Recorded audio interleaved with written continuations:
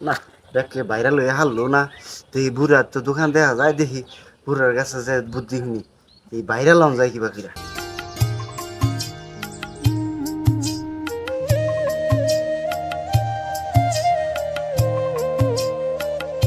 এ নানা দেখে ভিডিও করে বাইরে লইয়া হারলো, বাইরে লম কি করে, আমার একটা বুদ্ধি দাও।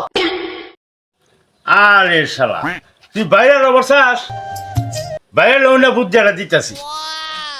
কি বুদ্ধি তাড়াতাড়ি গো, আমার বাইরে লম লাগবই।